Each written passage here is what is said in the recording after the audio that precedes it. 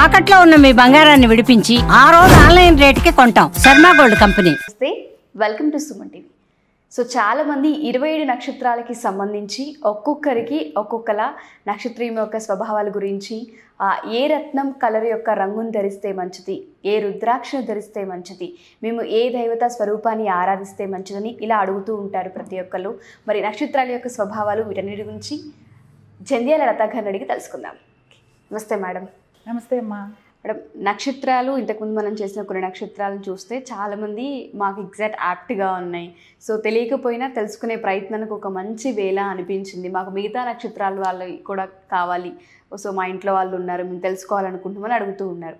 So ఆ ప్రకారంగా చూసుకుంటే అశ్విని నక్షత్రం గురించి మనం యాక్చువల్గా పోయినసారి చేయలేదు. మరి అశ్విని నక్షత్రం వారికి అసలు ఏ అక్షరాలతో స్టార్ట్ అవుతుంది? మొట్టమొదటిగా చాలామందికి ఒకవేళ డేట్ ఆఫ్ బర్త్ కానీ అవి తెలియనప్పుడు వారు ఏ అక్షరాలు ఉంటే అక్షరాలతో కనుగొనాలి అనుకుంటూ ఉంటారు. సో ఒకసారి ఆ అక్షరాలు చెప్తారు. అలాగే అమ్మా. ఇవాళ మనం అశ్విని నక్షత్రం గురించి తెలుసుకుంటున్నాం. 27 నక్షత్రాలలో మొదటి నక్షత్రం అశ్విని నక్షత్రం.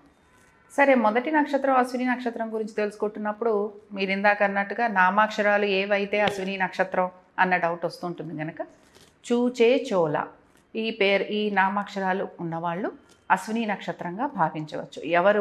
ఎవరికైతే date of birth, time, place of birth లేదో వాళ్ళకి. కొంతమంది ఏమంటారంటే, ఏమంటే మేము పుట్టిన తర్వాత మా పెద్దవాళ్ళు మా టైం రాయలేదు అంటారు. అలాంటప్పుడు కూడా ఆ రోజు ఆ తారీఖున ఉన్న నక్షత్రం ప్రకారంగా కూడా మనం తీసుకుంటాం. చాలామందికి ఇది డౌట్ వస్తూ ఉంటుంది. మాకు కొంతమంది ఏమో నక్షత్రం ప్రకారం పెట్టారండి, కొంతమంది ఏమంటారంటే మాకు నక్షత్రం ప్రకారం పెట్టలేదండి, మరి మమ్మల్ని ఏది కన్సిడర్ చేయమంటారు అని. ఆ రోజున ఉన్న నక్షత్రం ప్రకారం మన పేరు పెట్టుకోవటం, అంటే నామాక్షరాలు పెట్టుకోవటం ఒక పద్ధతి. మనకు అసలు నక్షత్రం తెలీదు, మన పుట్టిన సమయం తెలీదు, పేరు తెలీదు, ఏమీ తెలీదు అన్నప్పుడు మనకున్న నామాన్ని బట్టి మన నక్షత్రాన్ని వెతుక్కోవటం. కాబట్టి ఇది మెయిన్ పాయింట్. ఇప్పుడు ఇక్కడ ఈ అశ్విని నక్షత్రానికి అధిదేవత ఎవరు అనంటే కేతువు. అలాగే ఉన్నదేమో మేషరాశి. కాబట్టి మేషరాశికి అధిపతి ఎవడు అనంటే కుజుడు. కాబట్టి ఈ నక్షత్రానికి అధిపతి కేతువుగా భావిస్తూ, అలాగే మనం ఈ రాశి మేషరాశిగా తీసుకొని మనం గనక ఆలోచిస్తే అశ్విని నక్షత్రం వాళ్ళు కొంచెం సూపర్ ఫాస్ట్గా ఉంటారు. అంటే గుర్రానికి ఏ క్వాలిటీస్ కనపడుతూ ఉంటాయో అవన్నీ కూడా మనం ఇందులో చూడొచ్చు. ఎందుకంటే ఈ నక్షత్రానికి అధిదేవతలు ఎవరు అంటే అశ్విని దేవతలు. అందుకని మీరు గమనించండి, అశ్విని నక్షత్రం వాళ్ళు ఎవరైతే ఉంటారో వీళ్ళు ఇంట్లో చాలా చిన్న చిన్న చిట్కాలు పాటిస్తూ ఉంటారు. ఇంట్లోని ఆడవారైతే మగవారైనా కూడా చిట్కాలు అంటాం కదా, అంటే ఏమిటి, సడన్గా దగ్గొచ్చింది, వాము తీసుకెళ్ళి వేసుకోండి నోట్లో, ఇలాంటి చిట్కాలు ఏవైతే ఉంటాయో, లేకపోతే వేప ఆకుని దురదలుగా ఉన్నప్పుడు అది పేస్ట్ లాగా చేసి రాయటం, గంధం పూయటం, ఇలాంటి చిట్కాలు అమ్మమ్మ చిట్కాలని, నాయనమ్మ చిట్కాలని మనం చెప్తూ ఉంటాం. ఇలాంటి గృహోపకరణాలతోటి చేసే చిట్కాలన్నీ కూడా అశ్విని నక్షత్రం వాళ్ళు చేస్తూ ఉంటారు. అండ్ వీళ్ళు చేసే చిట్కాలు ఏవైతే ఉంటాయో చాలా చక్కటి ఫలితాలు ఇస్తూ ఉంటాయి. వాళ్ళకి తెలుసో తెలియకో చేసేవి కూడా బాగా పనిచేస్తాయి. ఇప్పుడు చాలామంది గడ్డి రసాన్ని కూడా దెబ్బలకి పెడుతూ ఉంటారు. ఆ విషయం చాలామంది మనం ఇదేదో పిచ్చితనం అనో యాంటీబయాటిక్ రాసుకుంటే సరిపోతుందనో అనుకుంటాం. కానీ మనం అవి కనుక ఫాలో అయితే, ఆ పెద్దవాళ్ళు చెప్పినవి, వాళ్ళు అశ్విని నక్షత్రం వాళ్ళే ఉండటం, అలాగే వాళ్ళు ఇవి చక్కగా పాటిస్తారు, నలుగురికి కూడా చెప్తూ ఉంటారు. మరి అశ్విని నక్షత్రం వాళ్ళు ఏ విధంగా ఉంటారు అంటే సూపర్ ఫాస్ట్ అన్నమాట. వాళ్ళు ఏదనుకుంటే అది జరిగిపోవాలి, అనుకున్నది జరిగిపోవాలి అనేది బాగుంది. కానీ మరి అనుకున్నది జరగకపోతే, ఇప్పుడు అన్నీ అనుకున్నవి జరగలేదు, అప్పుడు ఏమిటి పరిస్థితి అంటే కొంచెం నిరుత్సాహంగా ఉంటారు. కానీ ఏమిటి అంటే మళ్ళీ ప్రయత్నం చేస్తారు. ఇంకోటి ఏంటంటే కేతువు కుజుడిలాగా ప్రవర్తిస్తూ ఉంటాడు. అందుకని ఏమిటంటే కేతువు కుజుడిలా ప్రవర్తించడం అంటే కుజుడు ఏం చేస్తూ ఉంటాడు, ఏ పని అనుకుంటే ఆ పని అయిపోవాలంటాడు. అలాగే ప్రేమించాను అన్నాడు అనుకోండి, నాకు ఆ నిమిషంలో నాకు ప్రేమ కావాలి అంటాడు. దీంతోపాటు వీళ్ళలో ఉండే ఉత్సాహం కానీ, వీళ్ళు చేసే పనులు కానీ చాలా ఫాస్ట్గా ఉంటాయని అనుకున్నాం కదా. అలాగే భక్తి ఎక్కువగా ఉంటుంది, భగవంతుడి మీద ధ్యాస, ప్రేమ ఎక్కువగా ఉంటాయి. మనం చేసే పనులన్నీ కూడా భగవంతుడితో రిలేటెడ్ అయి ఉంటాయి. మన కర్మని బట్టి మనం పనులు చేస్తున్నాము అని అంటూ ఉంటారు. వీళ్ళు ఎక్కువ కర్మ సిద్ధాంతాన్ని నమ్ముతూ ఉంటారనమాట. కాబట్టి కర్మ సిద్ధాంతాన్ని నమ్ముతూ ఏం చేస్తారు, మేము చేసే మంచి పని కూడా భగవంతుడు చెప్పాడు. ఎవరన్నా అనొచ్చు, ఏమండి మీరు మంచి పని చేశారు, చాలా కృతజ్ఞతలండి అని. అప్పుడు వీళ్ళు ఏమంటారు, లేదండి భగవంతుడు చెప్పాడండి, ఆయన చెప్పాడు మేము చేసాము అంటారు. వీళ్ళు క్రెడిట్ కూడా తీసుకోరు.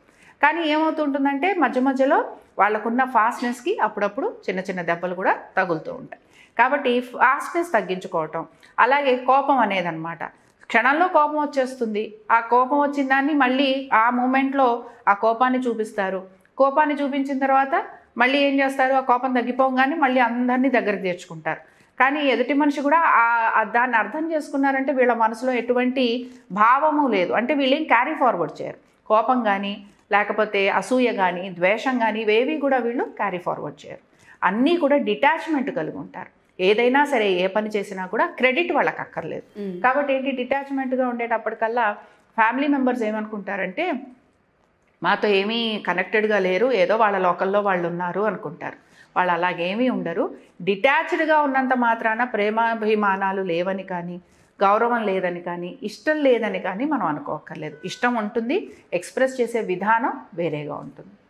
మేడం, అంటే చాలామంది నెగిటివ్ ఉంటుంది. సో దీని నుంచి మేము కొంచెం బయటపడాలనుకుంటూ ఉంటున్నాం అంటారు. కొంతమందికి ఏమో ఏదో తెలియని అలజడి ఇట్లాంటివి ఉంటూ ఉంటాయి. వాళ్ళందరికీ ఆ వైబ్స్ పోవాలన్నా ఇంట్లో ఎటువంటి దేవుణ్ణి ఆరాధించాలి అంటారు, ఎటువంటి దేవుని యొక్క స్వరూపాన్ని పెట్టుకుంటే మంచిది అంటారు అసలు? అంటే ఒక్కొక్క నక్షత్రానికి ఒక్కొక్క దైవాన్ని మీరు చెప్తూ ఉంటారు కాబట్టి అడుగుతున్నాను. ఇప్పుడు మనం అధిదేవతలు అశ్విని దేవతలు అనుకున్నాం కదా.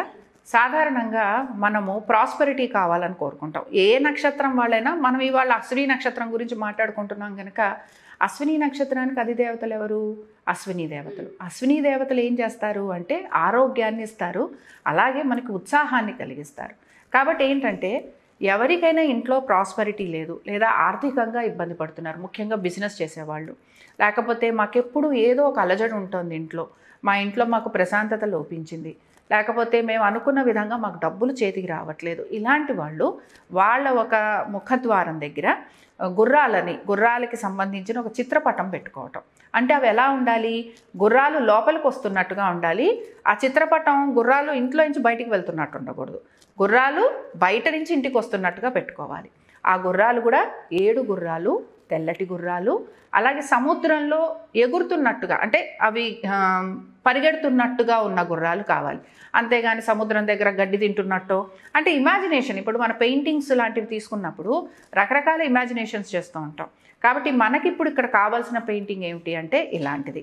సపోజ్ మేడం మాకు గుర్రాలు పెట్టుకోవడం ఇష్టం లేదు, మనకి చిత్రపటం పెట్టుకోవడం ఇష్టం లేదు, మీరు అన్నారు, మరి మేము ఎలాంటిది పెట్టుకోవచ్చు అంటే మాకు ఉన్న మా ఇంటి దగ్గర ఆర్ మన ఇంటి మెయిన్ డోర్ దగ్గర మాకు అలా పెట్టుకోవడానికి వీల్లేదు, మరి అప్పుడు మమ్మల్ని ఏం చేయమంటారు అని అంటే చక్కగా మనం ఒక గుర్రం ఎగురుతున్నట్టుగా ఉండే గుర్రాలు కూడా మనకి బొమ్మలు వస్తూ ఉంటాయి. ఇలా నించున్నట్టు కాదు, ఒక కాలు ఇలా పరిగెడుతున్నట్టుగా ఉన్న గుర్రాలు, దాని జుట్టు కొంచెం ఎగురుతున్నట్టుగా కూడా బొమ్మలు మనకి దొరుకుతుంటాయి. అలాంటిది కనుక మన ఇంటి ముందర మనకి కనిపించేటట్టుగా పెట్టుకోవాలి. అయితే ఏంటి, దాని వెనక మనకి గుర్రం మన ఇంటి లోపలికి వస్తున్నట్టుగా ఉండాలి. అలా పెట్టుకుంటే తప్పనిసరిగా ఆర్థిక పరంగా ఇబ్బంది పడుతున్నవారు, ఉత్సాహం తగ్గింది అనుకుంటారు కదా, ఒక్కొక్కసారి నిర్లిప్తంగా ఉంటాం, మనకి ఏమీ తోచదు, ఏ పని చేద్దామన్నా ఏం కుదరదు. అలాంటప్పుడు ఈ చిత్రపటం పెట్టుకుంటే, ముఖ్యంగా అశ్విని నక్షత్రం వాళ్ళు చాలా ఉత్సాహంగా వాళ్ళు అనుకున్న పనులన్నింటిలో, ముఖ్యంగా బిజినెస్ చేసే వాళ్ళు ఎవరైతే ఉంటారో వాళ్ళకి చాలా అనుకూలంగా ఉంటుంది. మేడం, రిలేషన్షిప్స్కి సంబంధించి ఎవరికైతే అటు భార్యాభర్తలు కానివ్వండి, కుటుంబ పరంగా కానివ్వండి, మరి ఈ నక్షత్రం వారికి అసలు ఏ విధంగా ఉంటుంది అంటారు? ఇందాక నేను చెప్పినట్టు కేతు ఒక ప్రభావం ఎక్కువగా ఉంటుంది కదా. కాబట్టి ఏమవుతూ ఉంటుందంటే కేతు ప్రభావం ఉన్నప్పుడు డిటాచ్డ్గా ఉంటూ ఉంటారు, అన్నీ కూడా భగవత్ సంకల్పం అంటారు. కాబట్టి వివాహ సంబంధాలలో కూడా వాళ్ళు ప్రేమించినప్పుడు వీళ్ళు ప్రేమించాలి, వీళ్ళకి వైరాగ్యం వస్తే పక్కవాడికి కూడా వైరాగ్యం రావాలి. అలాగే మాకు కుదరదు అన్నప్పుడు ఎదుటి వాళ్ళకు కూడా కుదరకూడదు. కాబట్టి ఏమైపోతుంటుంది, ఏదైనా సరే నా ఇష్టం అన్నది కనపడుతూ ఉంటుంది కనుక ఎప్పుడైతే నా ఇష్టం అంటామో ఆ రిలేషన్షిప్ అనేది కొంచెం ఎక్కడో అక్కడ చిన్న చిన్నగా బీటలు వాడటం కనపడుతూ ఉంటుంది. కాబట్టి ఏంటంటే అశ్విని నక్షత్రంలో మెయిన్గా వైరాగ్యం అనేది పెద్దగా కనపడుతూ ఉంటుంది. కానీ వైరాగ్యం అనేది ఎంతవరకు అని వీళ్ళు ఆలోచించుకోవాలి. అంటే మన వలన ఎదుటి వాళ్ళు ఇబ్బంది పడుతున్నారు అనుకున్నప్పుడు దాన్ని కొంచెం నియంత్రించుకునేందుకు, దాన్ని కొంచెం కంట్రోల్ చేసుకోవడానికి కనుక ప్రయత్నం చేస్తే భార్యాభర్తల మధ్యన ఇంకా రిలేషన్షిప్ అనేది చాలా బాగా డెవలప్ అవుతుంది. అంటే డిటాచ్డ్గా ఉంటుంటారు, వాళ్ళ పనులన్నీ చేస్తారు, వాళ్ళు ఏ విషయంలోనూ మేము ఈ పని చెయ్యము అన్న మాట రాదు. ఎంత కష్టసాధ్యమైన పనైనా కూడా అశ్విని నక్షత్రం వాళ్ళు చాలా చక్కగా పూర్తి చేస్తారు. అయితే ఏంటి అంటే ఇందాక నేను అన్నట్టు కర్మ సిద్ధాంతాన్ని ఎక్కువ నమ్ముతూ ఉంటారు. అలాగే వైరాగ్యం కోరుకుంటూ ఉంటారు. వైరాగ్యం కోరుకునేటప్పుడు రిలేషన్షిప్స్ మీద వీటి మీద ఎక్కువగా వాళ్ళు ఫోకస్ చేయరు అనమాట. దాంతో కొంచెం ఇబ్బంది పడుతూ ఉంటారు. మేడం, పిల్లల విషయం చూసుకుంటే మరి ఏ విధంగా ఉంటుంది అంటారు? వాళ్ళ స్టడీస్ పరంగా కానివ్వండి, కొంతమంది బిజినెస్ చేయాలనుకుంటూ ఉంటారు, కొంతమంది జాబ్స్ కోసం ప్రయత్నిస్తూ ఉంటారు. ప్రత్యేకించి ఈ నక్షత్రం వారికి అసలు ఏ విధంగా ఉంటుందంటారు? ఈ నక్షత్రంలో పుట్టిన సంతానం ఎవరైతే ఉంటారో, లేకపోతే మనం కూడా మామూలుగా అశ్విని నక్షత్రంలో పుట్టిన వాళ్ళు ఎవరైనా సరే వీళ్ళు ఇంజనీరింగ్ లైన్ తీసుకుంటూ ఉంటారు. ఇందులో కూడా కంప్యూటర్స్ కానీ ఎలక్ట్రికల్ కానీ ఇలాంటివి తీసుకుంటే వీళ్ళకి బాగుంటాయి. తర్వాత వీళ్ళకి ఏమిటి అని అంటే ఏదైనా ఫాస్ట్గా అయిపోవాలి కాబట్టి మార్కెటింగ్ లైన్స్లో వీళ్ళు చాలా బాగుంటారు. మూడో విషయం ఏంటంటే ఉద్యోగాలు మారుతూ ఉంటారు. స్థిరంగా ఒక ఉద్యోగాన్ని వీళ్ళు ప్రిఫర్ చేయరు. ఏమిటి అని అంటే కమిట్మెంట్ కోరుకుంటారు. మన కమిట్మెంట్ ఇవ్వడానికి, వైరాగ్యం అంటే కమిట్మెంట్స్ ఇవ్వకూడదు కాబట్టి ఏంటంటే మనం కమిట్మెంట్ ఇవ్వమన్నమాట. సో మనం కమిట్మెంట్ ఎప్పుడైతే ఇవ్వమో ఉద్యోగాలలో మార్పు అనేది కోరుకుంటుంటాం. కొంచెం వీళ్ళకి స్ట్రాంగ్ థింకింగ్ ఉంటుంది. అంటే వీళ్ళని చూడంగానే ఏంటి వీళ్ళు కొంచెం మొండిగా ఉన్నారా అన్న ధోరణి ఉంటుంది, కానీ వాళ్ళలో వాళ్ళు ఉంటారు, ఉత్సాహంగా ఉంటారు, అనుకున్న పనులన్నీ సకాలంలో నెరవేరుస్తారు. కాబట్టి ఇందాక నేను చెప్పిన ఈ అన్ని రకాల వాటిల్లో ముఖ్యంగా పబ్లిక్ రిలేషన్షిప్స్ అనుకుందాం, లేకపోతే వీళ్ళు మార్కెటింగ్ సైడ్ ఏ మార్కెటింగ్ లైన్ తీసుకున్నా వీళ్ళకి బాగుంటుంది. మంచి రిలేషన్షిప్స్ మెయింటైన్ చేస్తారు. అందరూ మన వాళ్ళే, ఎవ్వరూ మన వాళ్ళు కారు. వాళ్ళ గోల్ అంతే అనమాట. అందరూ మనకు తెలిసిన వాళ్ళే, కానీ ఎవ్వరూ మనకి తెలియదు అనమాట. వాళ్ళ గురించి ఏమైనా అడిగామంటే మాకు తెలియదండి, వాళ్ళు మాకు తెలుసు కానీ మాకు అంత పరిచయం లేదండి అంటారు. కొంతమందిని చూడండి మనం మాట్లాడుతూ ఉంటాం, ఏమంటే మీకు తెలుసా? అవునండి నాకు వాళ్ళు తెలుసండి. మరి మీకు ఏదన్నా మీరు తెలుసు కానీ అండి వాళ్ళతో మాకు అంత పరిచయాలు లేవండి అంటారు. వాళ్ళందరూ అశ్విని నక్షత్రం వాళ్ళే ఉంటారు. చాలా హ్యాపీగా ఉంటారు. వాళ్ళ లోకంలో వాళ్ళు చాలా ఆనందంగా సుఖంగా గడుపుతూ ఉంటారు.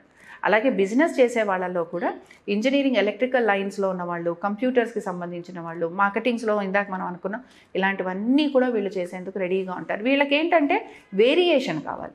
ఏ గ్రూప్ ఇచ్చినా, ఏ సైడ్ ఇచ్చినా వేరియేషన్ అనేది వాళ్ళు కోరుకుంటూ ఉంటారు. మేడం, ప్రత్యేకించి చాలామంది అడిగేది ఏంటంటే ఏ రోజు పనులు ప్రారంభిస్తే మంచిది అని, లేదంటే ఏ నెంబర్ అయితే బాగుంటుందని అడుగుతూ ఉంటారు. వారాలు కూడా చూస్తూ ఉంటారు. మరి ప్రత్యేకించి ఈ 3 వీళ్ళకి ఏవి కలిసి వస్తాయి అంటారు? ఇప్పుడు మన లక్కీ డేస్ గురించి మాట్లాడుకున్నాము అని అంటే ఆదివారం బాగుంటుంది, అలాగే వీళ్ళకి సోమవారం బాగుంటుంది, దీంతోపాటు గురువారం బాగుంటుంది. ఇంక ఇక్కడ వీళ్ళకి లక్కీ నంబర్స్ చూసాము అంటే 1వ నంబర్ బాగుంటుంది, 4, 5, 9 ఈ నంబర్స్ బాగుంటాయి. కలర్స్ గురించి చూసాము అని అంటే మల్టీ కలర్స్ ఏవైనా కూడా వాళ్ళు వేసుకోవచ్చు. అలాగే ఎక్కువగా కొంచెం రెడ్ కలర్ కూడా వీళ్ళు వేసుకుంటే వీళ్ళకి అనుకూలంగా ఉంటుంది.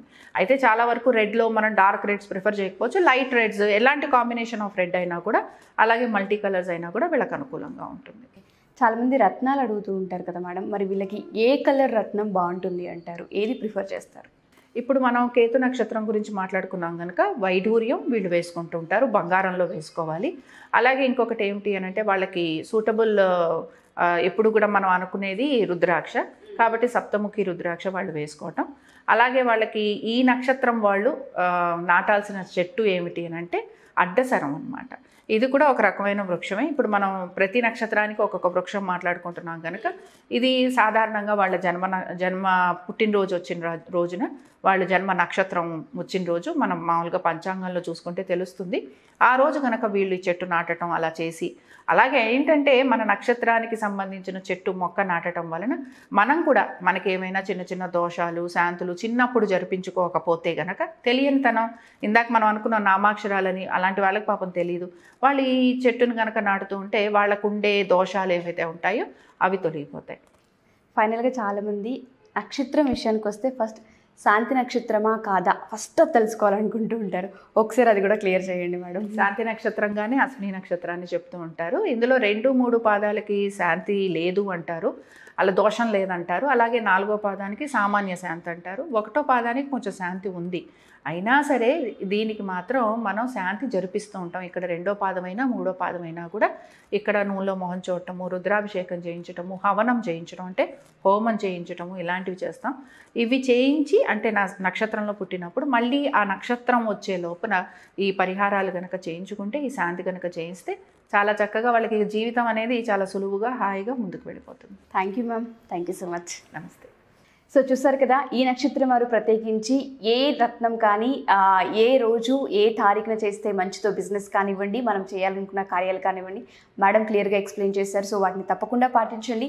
దాంతోపాటు ఎవరైనా సరే మేడంని పర్సనల్గా కన్సల్ట్ అవ్వాలి అనుకున్నా, అటు ఫోన్లో కానివ్వండి, డైరెక్ట్గా కానివ్వండి, ఇంకేదైనా జాతకరీత్యా తెలుసుకోవాలి అనుకున్నా కింద స్క్రోల్ అవుతున్న కాంటాక్ట్ నెంబర్ని కాంటాక్ట్ చేసి పూర్తి వివరాలను తెలుసుకోవచ్చు. Thank you.